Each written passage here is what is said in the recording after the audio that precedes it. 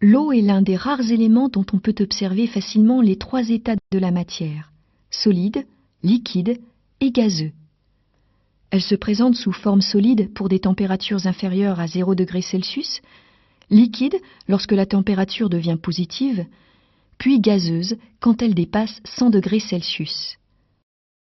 C'est au niveau moléculaire qu'il faut chercher les explications. Aux basses températures, des liaisons fortes assemblent les molécules entre elles pour former un réseau compact et géométrique. C'est un cristal. Quand la température augmente et atteint 0 degré Celsius, les liaisons qui maintiennent les molécules entre elles deviennent plus faibles. Nous observons alors un changement d'état.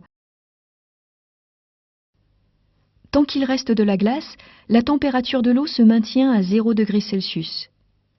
On ne peut donc pas savoir dans quel état se trouve l'eau à 0 degré. Elle peut être totalement solide ou totalement liquide, ou plus généralement un mélange d'eau liquide et de glace. Quand toute la glace a fondu, la température de l'eau devient positive. L'eau chauffée emmagasine de l'énergie et la température ne cesse d'augmenter. Les molécules d'eau s'agitent de plus en plus et s'écartent les unes des autres jusqu'à ne plus être liées du tout.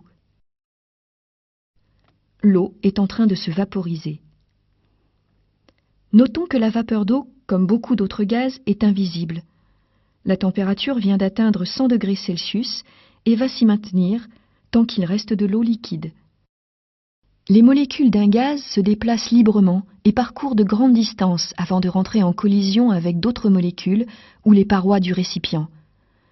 C'est pourquoi un gaz n'a pas de volume fixe. Il occupe tout l'espace disponible. Ce n'est qu'après la vaporisation complète de l'eau liquide que la température peut croître à nouveau.